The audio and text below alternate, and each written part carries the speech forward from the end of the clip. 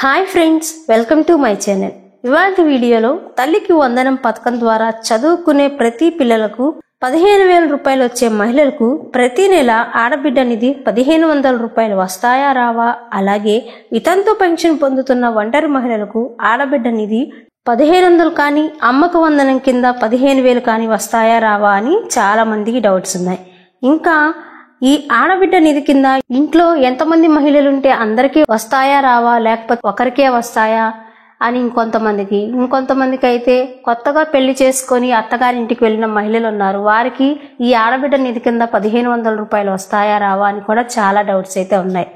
ఇంకా ఈ ఆడబిడ్డ నిధి కానీ తల్లికి వందనం కానీ ఈ పథకాలకి మీరు అప్లై చేసుకోవాలంటే ఏమేమి డాక్యుమెంట్స్ కావాలి, మీకు ఏ అర్హతలు ఉండాలో కూడా ఈ వీడియోలో తెలుసుకుందాం. సో వీడియోని కంప్లీట్గా చూడండి, ఎక్కడా స్కిప్ చేయకుండా. వీడియో నచ్చితే లైక్ చేసి ఇలాంటి వీడియోస్ కోసం నా ఛానల్ని సబ్స్క్రైబ్ చేసుకోండి.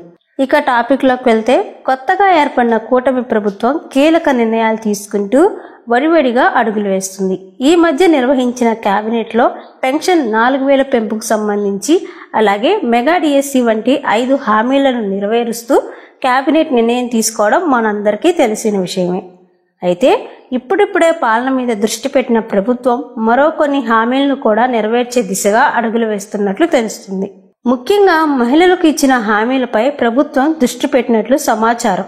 అందులో భాగంగా మహిళలకు ఇచ్చిన అమ్మకు వందనం స్కీమ్ కింద చదువుకునే పిల్లల ద్వారా 15,000 రూపాయలు, ప్రతి నెల ఇచ్చే ఆడబిడ్డ నిధి 1,500 రూపాయలు, అలాగే మహిళలకు ఫ్రీ బస్సు పథకాల మీద మహిళలు ఎక్కువ ఆశలు పెట్టుకున్నారు. అయితే ఇప్పుడు చాలా మందికి వస్తున్న డౌట్ ఏంటంటే, తల్లికి వందనం పథకం వచ్చే వారికి ఆడబిడ్డ నిధి పథకం వర్తిస్తుందా, అలాగే ఒంటరి మహిళా పెన్షన్ పొందుతున్న వారికి కూడా ఆడబిడ్డ నిధి వస్తుందా, లేక తల్లికి వందనం పథకం వస్తుందా అని చాలా మందికి సందేహాలున్నాయి.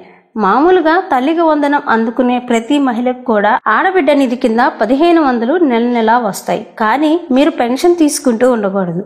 పెన్షన్ పొందే ఏ ఒంటరి మహిళలకు కానీ, వికలాంగులకు పెన్షన్ పొందే మహిళలకు కానీ ఆడబిడ్డ నిధి పథకం వర్తించదు. ఎందుకంటే ప్రభుత్వం నుండి ఏదో విధంగా లబ్ధి పొందుతున్నారు కాబట్టి వారికి ఆడబిడ్డ నిధి కింద నెల నెల ఇచ్చే 1,500 రావు. కానీ మీరు వితంతు పెన్షన్ పొందుతున్నా మీ పిల్లలు బడికి వెళ్తుంటే మాత్రం మీకు అమ్మకి వందనం పథకం వర్తిస్తుంది. ఎందుకంటే అమ్మకు వందనం అనే పథకం పిల్లలకు చదువుని ప్రోత్సహిస్తూ ఇచ్చే పథకం కాబట్టి మీరు పెన్షన్ తీసుకుంటున్నా మీకు కూడా తల్లికి వందనం కింద డబ్బులైతే వస్తాయి.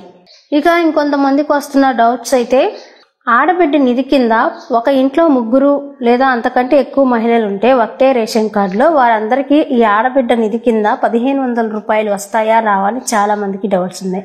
సో ఇప్పుడు మీ ఇంట్లో మీ రేషన్ కార్డులో ఎంతమంది మహిళలు ఉంటే 2, 3 ఇలా ఎంతమంది ఉంటే అంతమందికి ఈ ఆడబిడ్డ నిధి అయితే వస్తుంది.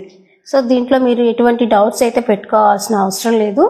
ఇంకా అలాగే వయసు వచ్చేసి 18 సంవత్సరాల కంటే ఎక్కువ, అంటే 19 సంవత్సరాల నుంచి 59 సంవత్సరాల మధ్యలో ఉన్న ప్రతి మహిళకు కూడా ఇంట్లో ఎంతమంది మహిళలు ఉంటే అంతమందికి ఈ ఆడబిడ్డ నిధి కింద 1,500 రూపాయలు అయితే వేయడం జరుగుతుంది.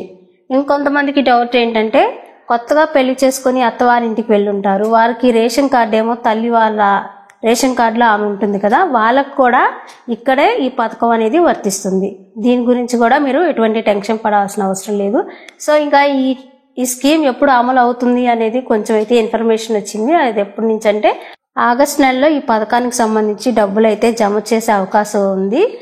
సో మీరు ఇప్పుడే సచివాలయం కాడికి వెళ్ళి అడగాల్సిన అవసరం లేదు. వాలంటీర్స్ని విధుల్లోకి తీసుకున్న తర్వాత వాళ్ళే మీ దగ్గరకు వచ్చి కావాల్సిన డాక్యుమెంట్స్ అయితే తీసుకొని ఈ పథకానికి అయితే అప్లై చేస్తారు. సో ఇది ఫ్రెండ్స్ ఇవాళ వీడియో. ఈ వీడియో మీకు నచ్చినట్లయితే లైక్ చేయండి. అదేవిధంగా ఎవరికైనా యూజ్ అవుతుంది అనుకుంటే తప్పకుండా షేర్ చేయండి. అలాగే నా ఛానల్ని సబ్స్క్రైబ్ చేసుకోవడం మర్చిపోకండి.